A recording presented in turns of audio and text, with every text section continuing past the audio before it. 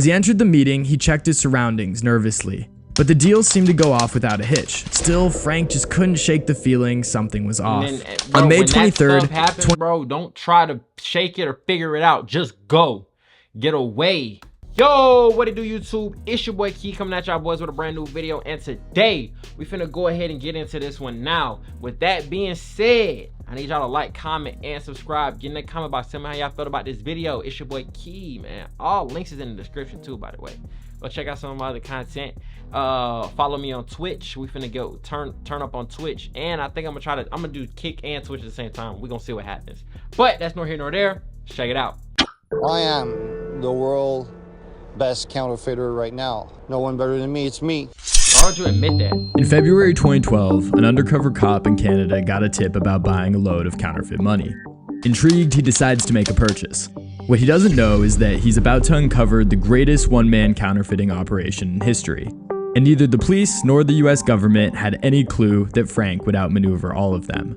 But before we get to that, let's go back to the man behind it all, Frank Barassa. To understand how Frank pulled off this ingenious scheme, we have to understand how and why he did it all in the first place. See, money printing was simply his solution to another problem altogether. They would do transaction for, a kilo or whatever, for $20,000, $30,000. Be 10 guys with machine guns and I mean, what the heck? After years of close calls in the drug trade, he needed to figure out a better, illegal way to get rich. This is the story of the world's most sophisticated counterfeiter and how he got away with it. One thing that what I will say is that criminals are smart. People who commit crimes are not, and there's a difference. The difference is like criminals, like this is a criminal. He's smart. He does a different type of business, and that's I don't know. But what I want to say is criminals are smart. Not everybody who commits crimes is a criminal, but every criminal is someone who commits crimes. Yeah. Frank Barassa was born in Trois-Rivières, Quebec, and as you might expect, he was no ordinary child. He excelled in school and accidentally stumbled into his first criminal enterprise at the tender age of 12. What? Growing up poor, he wanted money more than anything. Getting rich is all he dreamed about. His home life sucked. He lacked good food and was lonely most of the time. So when a young Frank identified an unconventional market opportunity that he could capitalize on, he went all in. It came from watching older students flaunt bags of expensive clothes they had stolen from department stores. Frank wanted those clothes for himself, and he realized other kids at his school would as well. He guessed they would pay good money to get their hands on them. So he became the middleman, telling older students what to steal, then buying it off them, and reselling it at a steep markup to his classmates. What? Frank didn't care that it was illegal or against school rules. What mattered was the steady stream of income it brought him. By 13, Frank was earning hundreds of dollars weekly, a serious fortune for a 7th grader. By 15, Frank's disregard for rules had caught up with him and he got expelled. Feeling miserable about his morally corrupt youth and desperate to leave his rough home life, he decided to move out of his parents' house and get legitimate work as a mechanic. But Frank had dreams of millions and couldn't resist the lure of easy money for long. He went back to crime starting small, selling stolen car parts, but that quickly escalated to entire stolen cars. He was making triple his monthly pay on the black market. Even though he was apprehensive about more serious consequences, he decided to accept his fate for the time being. Damn. He made it his mission to run the smoothest operation. That's the dynamic though. It's like now or later. I get this money now, there's a chance I go to jail. I get the money later, and there's no chance I get it. But in his heart, he wanted this lifestyle to be temporary. All he wanted was to move up from the bottom-scraping world he was born into. By his 20s, he had become decently wealthy and determined he was ready to go clean and leave his dark beginnings in the past. He was sick of constantly looking over his shoulder. He never knew who was a real friend or foe. He began to struggle with crippling paranoia and anxiety. He had to get out. Frank decided to use his experience with cars and his illicit earnings to set up a factory manufacturing brake pads. The business was a success, but the cost was high. Frank was working 20-hour days, and his hair started falling out as his stresses became unbearable. It led to nervous breakdowns with panic attacks, severe vitamin deficiencies, and multiple trips to the hospital. It didn't take long for Frank to realize his health was at risk if he continued. So he sold the factory and took a 2-year break. He traveled the world with his girlfriend, but the bug of his millionaire dreams never left him. When Frank returned to Canada, he vowed never to make money through legitimate means again. He decided this. But that's another thing my parents used to tell me, you too smart for your own good. Who in the fuck? It was always do what you gotta do, get you a bankroll, then go legal. You feel what I'm saying? It was never, oh, I'm finna be selling drugs my whole life. I'm finna be stealing cars my whole life. I'm finna be counterfeiting money my whole life. I'm finna be scamming my whole life. Like, no, bro, that was never the goal. Aggressive honest work was worse than dealing with shady characters, and he knew he could run a tight criminal operation from his prior experience. He decided growing and selling marijuana was the best route for him. It was a booming market at the time in Canada, but after just a few short years in the business, his illegal activities caught up with him again. In 2006, Frank sold a large amount of weed to an undercover cop and was arrested on drug charges and sentenced to 3 months in prison. In prison, he had the first revelation that would set everything in motion. He realized the absurdity of the drug business. He began contemplating what product he could deal in that would cut out all the BS. The whole point of selling illicit substances was just to get money anyway. After 3 months, he was free and he had stashed away a decent chunk of change. But he wasn't a millionaire yet, and he was sick of the drug trade. But with few options, he went back to weed to support himself, swearing he would get out the moment he came up with his next venture. That moment finally came for Frank in 2008 while sitting at a red light in traffic on his way to another shady drug deal. He felt almost stupid for not seeing the answer sooner. Why go through the hassle of finding products, selling them, and dealing with customers when he could just print his own money? Frank loved money, but he hated the trouble that came with earning it. Counterfeiting seemed like the perfect solution. Frank's plan was simple but ambitious. He decided to counterfeit American $20 bills. He believed American bills were easier to counterfeit because they were still printed on paper, not polymer, like Canadian currency.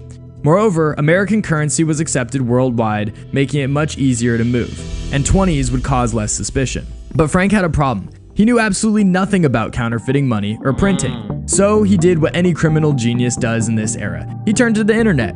What Frank discovered blew his mind. With a few simple searches, he found countless official US government websites that told him everything he needed to know. As he researched away, he became giddy with excitement as he realized how easy it would be for him to pull this off. Frank also has a theme that will be important. He's a master at thinking 10 steps ahead. So while studying his new craft, he hopped from one internet cafe to another to avoid any possible suspicion. The information he found online was detailed and surprisingly accessible.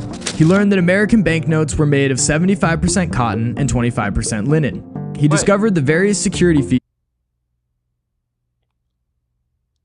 But what? I don't know if I almost said something stupid. I was finna say, if it's 75% cotton, linen, I don't know where linen comes from. That's and even the specific printing press used by the US Treasury. Once he had gathered all the details, the next challenge was finding someone to manufacture the paper. Frank knew the paper had to be perfect. Even the slightest discrepancy would give the fake bills away and land him back in jail. Under fake aliases, he began outreach to paper companies. Initially, he was Thomas Moore, a representative from a fictitious stationery company. He mailed various businesses describing the paper he needed, but the recipe for American currency paper was no secret in the industry. Crane & Co., a Massachusetts-based company, has been the sole producer of this paper since 1879. His outreach stalled as companies quickly saw through his requests, suspecting he was up to no good. But Frank was persistent. He changed his alias and refined his approach. He became Jackson Maxwell from the Keystone Investment and Trading Company. With another genius move, he claimed they needed $30 and $40 bond certificates on rag paper resistant to counterfeiting. By January 2009, Frank's persistence paid off and he had finally found a willing partner. So it took him almost 2 years to find the paper. Okay. Company. And of course, it was based in Switzerland. Bro, I don't know how I didn't see that coming, but this is one thing that I will say. Switzerland is known for, like, if you have to store money that you got illegally, or even during World War II when the Nazis needed money, they would steal gold and they would take it and deal with Swiss banks. ISIS, Swiss banks. Switzerland doesn't care who you are, what your background is, where the money came from, as long as they get theirs. Through a series of emails, Frank gradually altered the specifications of his order. He even requested a security strip reading USA 20, claiming it was for his $20 bonds. But Artel was willing to comply. Whether they suspected anything illicit or not is unknown, but they didn't have the necessary equipment needed for Frank's request. So Frank, ever undeterred, found and ordered a $15,000 cylindrical printing drum from Germany, and promptly shipped it to Artel. This ensured they could fulfill his order, and showed Artel he was serious and had the money to back up his order request. With the paper problem solved, Frank was ready to take the next steps in his counterfeiting operation. He ordered a small sample batch from Artel. Now the stage was set for one of the most sophisticated counterfeiting schemes in history, and Frank Barassa was at the... Bro, that is really crazy, bro. Our money is cotton and linen, which makes sense. If you ever have a wet bill and it breaks up, it makes sense. It kind of looks like of it all, determined to outsmart the system. He knew his millionaire dreams were on the verge of coming true. In mid-2009, a mysterious package showed up at one of Frank's drop boxes. He opens it and his eyes widen. He couldn't believe the sample he was holding. Frank Barassa had finally received the perfect paper. It was indistinguishable from actual currency paper. Frank's excitement was so palpable, he even said that delivery brought tears to his eyes. His relentless year-long pursuit was about to pay off, and he immediately ordered $50,000 worth of this special paper, the smallest order Artel would fulfill. Damn. Frank ran some calculations and realized he could print $250 million in $20 bills. I'm finna go link up with Frank. Any of y'all want to come? Comment down below. Ain't no way he just turned 50,000 to 250 million, and he probably gonna do it within like a week. Off this one order. Bro, he figured he could sell his fake money for 30 cents on the dollar. He'd pocket a cool 80 million and would ride off into a luxurious sunset. But Frank wasn't there yet. He still needed a printing press. However, luck was on his side. An acquaintance who had done time in prison worked at a professional printing company. Frank assumed his acquaintance would have flexible morals, so he reached out, and to his delight, he was right. The acquaintance helped Frank settle on a Heidel B offset printer. It wasn't identical to the ones used by the US Mint, but it was very close. Frank bought the only one available in Canada and also purchased a paper cutter, plate making equipment, and inkjet printers for the serial numbers. This all begs the question, what was Frank's total upfront investment? Just $300,000, all funded from his illicit savings. But you gotta think about it. Okay, you had dreams of being a millionaire. You had $300,000 that you could have invested into any business, and you decided to invest into an illegal one. Wow. But when you realize his potential ROI was over 26,000%, it's clear that if he could pull this off, it would be the greatest investment of all time. With everything in place, Frank just needed the paper to arrive. But this was regular United States police that's gonna be kind of looking for this dude. He's gonna have the Secret Service, the CIA, and the FBI on him. The boys in the black suit boys, the alphabet boys on him. People don't realize when you're doing certain things, especially dealing with money. You know what I'm saying? Like fraud and this, that, and the third. You're looking at the federal government, the FBI, the CIA, the Secret Service. Those are the ones looking for you, not the regular everyday people, especially with you being in a different country. Step. Frank knew he couldn't risk picking it up himself. Too risky. Instead, Frank treated his shipment like moving literal gold, which for him, it effectively was. When his shipment arrived at the port, he spent 3 days surveilling it with binoculars, watching for any signs of law enforcement. He knew his order was suspicious, and he wasn't sure if the authorities would be waiting. But after 3 days of nothing, he went into action. I don't understand this, because why would, I mean, unless the people in Switzerland took his money and then alerted the police, like... He set up a convoluted scheme to move his paper. First, Frank rented a box truck to transport the paper, and he hired a second car to follow it. As the first truck approached the highway on-ramp where traffic bottlenecked, the second car pretended to break down, blocking traffic for 20 minutes. This gave the first truck plenty of time to escape any potential followers. The main truck then went to a parking lot, where it sat under 24-hour surveillance for another 3 days. At this point, Frank hadn't even come into contact with his precious paper directly. Frank's obsessive criminal meticulousness not only pays off for him here, but also later on, as you'll see. Frank trusted no one, so he hired a revolving door of accomplices, never using the same person twice to undertake the delicate paper route. None of them knew the full plan or even what was inside. Finally, it was time to move the paper again. Frank rented another box truck with a new driver and transferred the paper to new pallets to avoid any potential tracking devices. Then he took it to a garage he had rented from a farmer. The farmer was likely aware something illegal was happening, but chose not to ask questions. Ironically, he paid the farmer in all cash to ensure there was no paper trail. You see what I did there? With the paper and printing press in place, Frank was ready to start printing money. For the next 5 months, Frank probably had the best job in the world, but he followed a strict routine.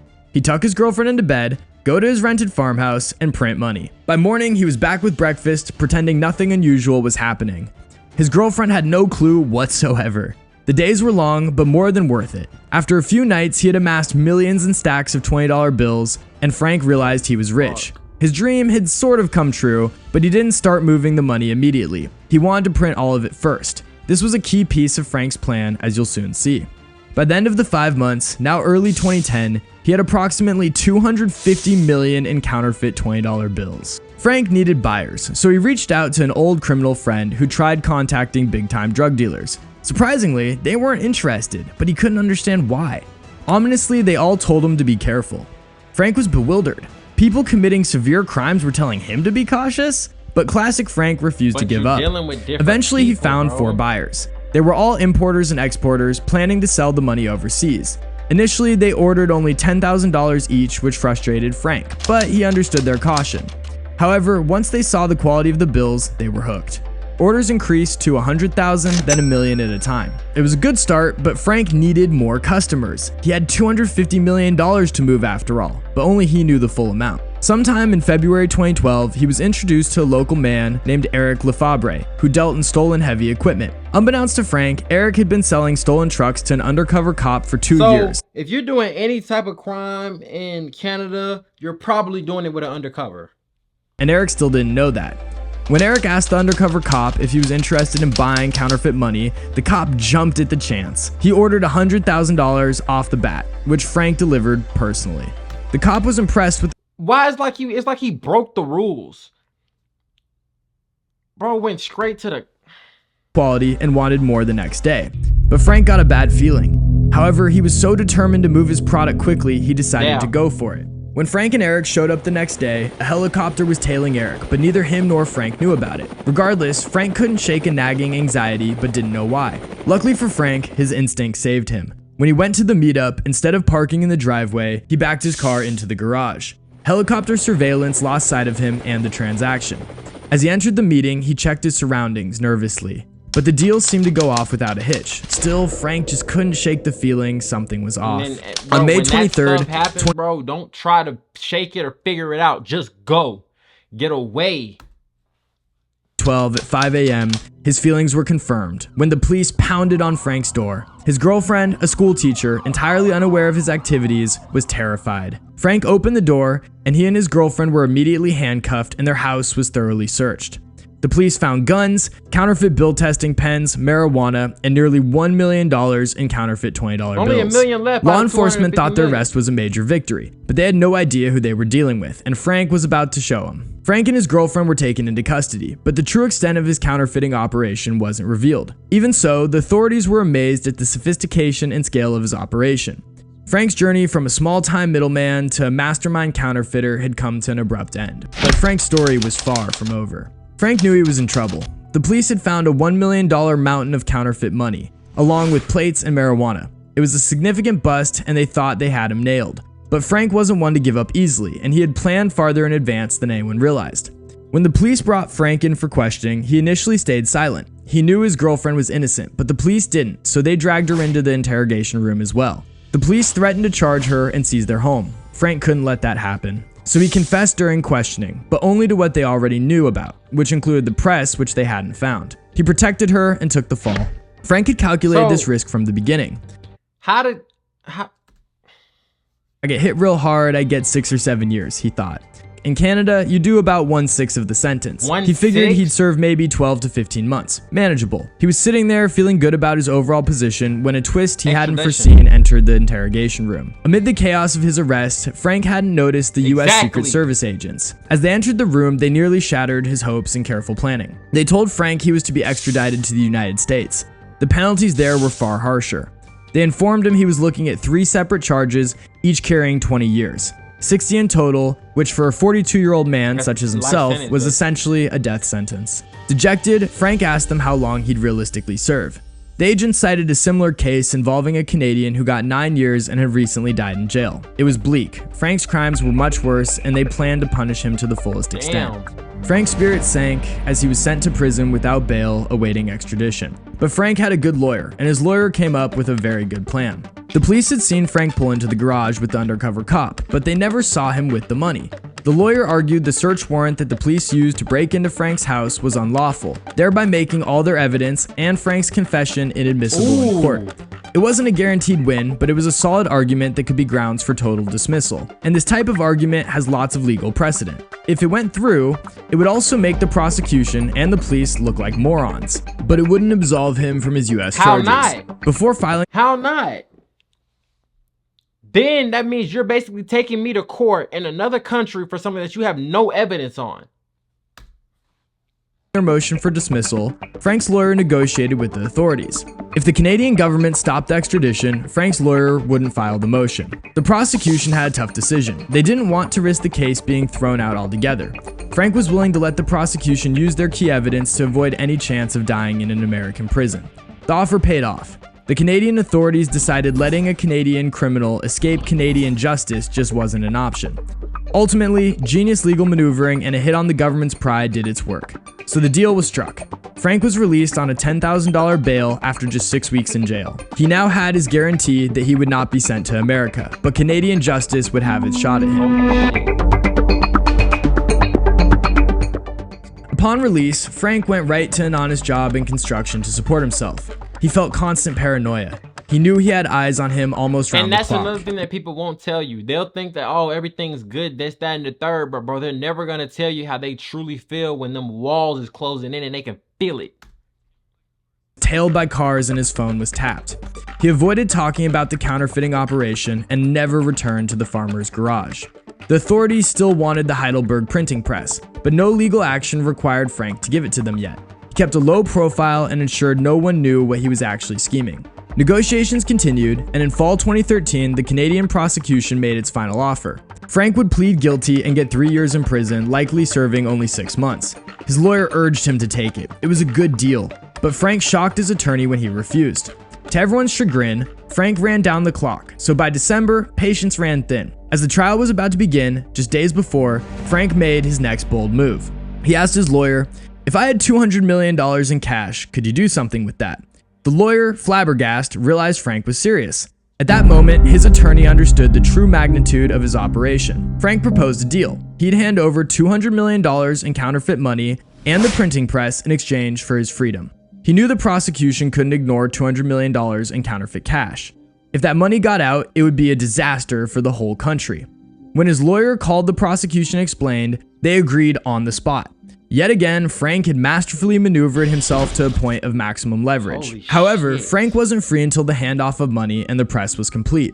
The police had a month to track the money, but Frank had planned way ahead. 2 months earlier, before even revealing the existence of the remaining cash, he had a friend rent a box truck, load the money in the press, and leave it in a hotel parking lot. The truck sat there, unguarded, with only a padlock. On January 31st, 2014, Frank led a motorcade of police and Secret Service to the truck. He opened it, revealing the cash and the press. The authorities counted the money, then all hell broke loose. The Secret Service realized Canadian law enforcement had made an egregious mistake. They became so furious that they started shouting obscenities at the Canadians. See, the Secret Service had traced the paper order and done the math via weight to realize Frank had printed 250 million, not just 200 million, but they had assumed that the Canadians had done the same. Minus the few million he had already sold, nearly $50 million in flawless counterfeit bills were still out there, and only Frank knew where. But the deal was already signed, and now it was fulfilled, so neither the Secret Service nor the Canadian government could touch Frank Bourassa legally. He was not extraditable or convictable, because he had gotten those matters guaranteed in his contract with the government. The Canadians... Oh my gosh. Bro, and I know I was like 10 when this was going on, so I would have never known about this. But bro, you have to think about this. Somebody this smart is dangerous. Now, of course, it has a lot to also do with other people's shortcomings. Like they didn't know how much money he actually had and this, that, and the third. But it still takes a genius. signed the final agreement without actually doing the math, and left Frank with nearly $50 million in $20 bills. Frank was now free from prosecution by both Canadian and American authorities. Now Frank, still free, runs a successful consulting firm helping governments and businesses catch counterfeiters. Damn, so he went from being the counterfeiter to helping them to, being the counterfeiter, finessing them out of prison, and then helping them, getting money from them to stop counterfeiting. That's the ultimate finesse. That's the ultimate finesser. You got to give him his props. You got to give him his credit. That's insane, bro. So, with that being said, man, make sure y'all like, comment, and subscribe. Get in that comment box. Tell me how y'all felt about this video. It's your boy Key checking in, checking out. I'm not going to cap down. I'm not going to cap, bro. I used to dream of finessing like this. Like, doing whatever you wanted to do, however you wanted to get it. Finessing the government out of jail time. And still living your life free and rich. Oh, my God. This nigga right here. That's crazy. I'm gone.